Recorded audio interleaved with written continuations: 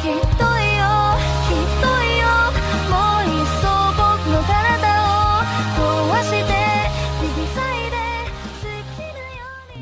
muda ini, anak muda perlu segera dinikahkan.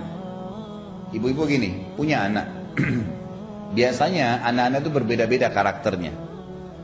Kalau ada anak-anak yang kita lihat kebutuhan kepada lawan jenisnya besar, kebutuhan kepada lawan jenisnya besar, kelihatan. Kalau perempuan mungkin lebih genit, mungkin kalau laki-laki seperti apalah ya bahasanya. Pokoknya kita lihat anak ini agak berbeda. Kita sudah coba didik agama segala, tapi kayaknya dia terlalu lincah, cenderung kepada lawan jenis ini besar. Nikahkan segera. Oh, belum aja ijazahnya Ustaz, mau diapain ijazah itu? Mau dipaksain ada ijazah sementara nanti dia bergaul bebas? Salah pemahaman itu. Nggak boleh. Kecuali dia bisa ngontrol diri. Kita berhasil membentuk dia pribadi yang tenang, bisa ngontrol, itu lain. Kalau enggak jangan. Karena selama anak belum menikah yang bertanggung jawab siapa? Orang tua. Kita yang nanggung itu. Kalau saya bilang sama istri saya pribadi, anak saya alhamdulillah ada beberapa orang perempuan. Saya bilang anak-anak ini kalau besar, saya yang akan menentukan keputusan karena saya walinya. Sah pernikahan dia atau tidak di tangan saya. Jangan kamu campurin urusan pernikahan. Kamu boleh berikan masukan. Karena banyak kasus ayahnya nggak setuju, ibunya ribut, nggak apa-apa, nikah paksa. Apa yang terjadi? Dihapus dari keluarga lah, inilah.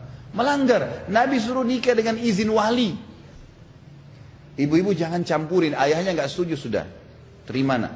Memang hukum Allah begitu. Kalau mau lebih tenang ya, ibu nggak menanggung, ibu nggak keluar dari kapasitasnya ibu. Kapan ibu paksain anaknya nikah tanpa izin ayahnya, ibu harus menyiapkan ekstra waktu, menjadi pengganti ayahnya. Kapan dia ribut sama suaminya, dia akan datang ke ibu. Oh, akan ribut, mestinya ayahnya yang hadapin tuh.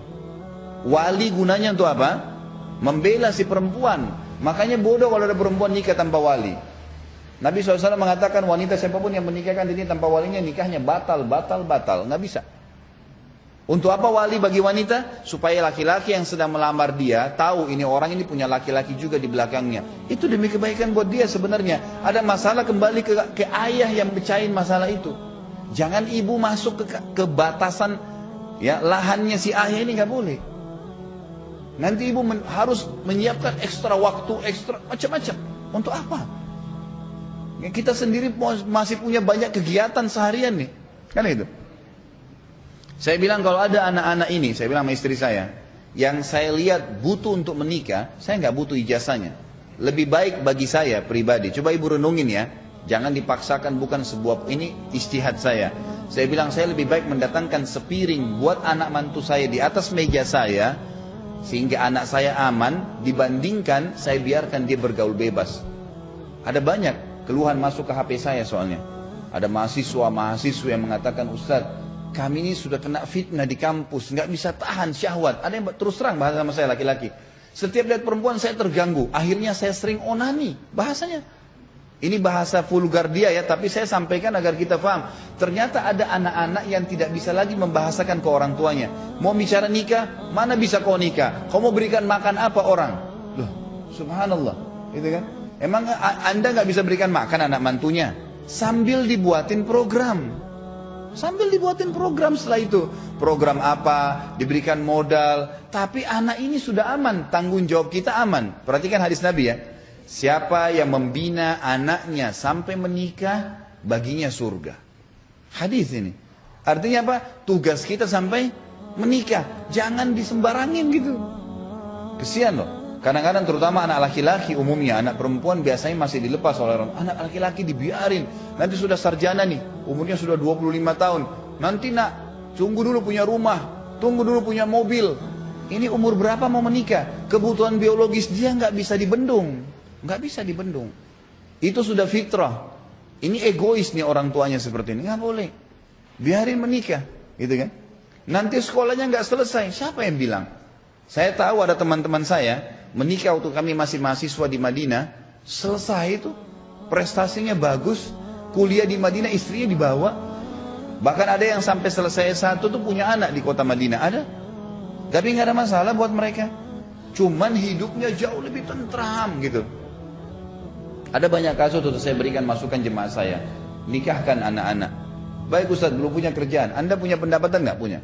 Baik, ini cari anak yang sepadan, yang bisa menikah dengan anak kita, yang bisa bimbing, sepadan sama dia lah, gitu kan? Bisa sefaham, sebahasa. Insya Allah berdoa sama Allah, Allah akan tuntun. Setelah itu kita buatin program. Banyak yang ikutin ini, akhirnya berhasil. Anak mantunya diikutkan di perusahaannya, kerja daripada orang lain. Baik, kasih gaji orang ini, ajarkan dia. Akhirnya betul-betul berjalan. Dan hampir semuanya berhasil. Tidak ada masalah, gitu kan? Ini kadang-kadang masalah sepele, cuman banyak mengganggu kehidupan orang dalam rumah tangganya, tapi dia tidak faham. Kan gitu. Jadi menerlambatkan pernikahan anak-anak yang sudah cenderung dengan lawan jenis, perbuatan yang akan membuat banyak tambahan PR buat kita. Kita harus hati-hati, luar biasa. HP-nya belum yang telepon-teleponan, belum yang nonton film nggak benar, belum ini. Karena dia tidak bisa kontrol itu. Kenapa nggak dinikahkan? Ada subhanallah, orang tua berhasil menikahkan anaknya masih muda. Begitu menikah, anak laki-lakinya dia bilang sama saya, Ustaz, anak laki-laki saya ini dulunya kayak anak-anak. Setelah saya nikahkan, dia merasa punya istri, punya tanggung jawab, langsung jadi dewasa. Berubah total anak laki-laki itu. Tiba-tiba langsung kayak bijaksana, ngomongnya bisa diatur. Ternyata pernikahan merubah hidup dia. Dan itu fakta lapangan ibu-ibu sekalian. Nggak boleh kita membangkang. Kalau ibu membangkang tentang poin ini, keluar dari jalur. Akhirnya memaksa anak kita terjerumus seperti umumnya sekarang anak-anak. Iya, dia berkedok, iya, tapi di belakang perbuatannya luar biasa. Perbuatannya luar biasa, perbuatan yang salah semua. Mabuk-mabukanlah sama perempuan tidak benar. Ada bahkan karena dibiarkan tidak menikah, kena penyakit, naudzubillah, penyakit AIDS, penyakit ini, penyakit macam-macam. Karena dia tidak bisa kontrol dirinya. Jadi perintah Nabi SAW untuk menikahkan anak muda adalah kata rahasia perbaikan kehidupan sosial. Jenjang masyarakatnya akan baik. Sekali lagi, kalau anak kita memang bisa ngontrol, dia sampai sarjana memang dia masih tenang, kita lihat bisa kecenderungan, tidak ada masalah. Alhamdulillah, gitu kan. Saya bicara ini yang sudah nggak bisa dikontrol, maka solusinya adalah pernikahan, gitu kan. Ini juga diambil daripada sabda Nabi SAW tadi, wahai sekalian anak-anak muda, generasi muda. Saya tidak bicara menikah kecil ya, saya bicara menikah muda. Beda, gitu kan. Jadi menikahkan anak-anak kita yang muda, jenjang muda tuh dari balik ke atas, gitu kan. Saya sudah kasih tadi tolok ukurnya. Ya. Jadi memang dia sudah dewasa, udah bisa membimbing, udah bisa dan segalanya itu seterusnya.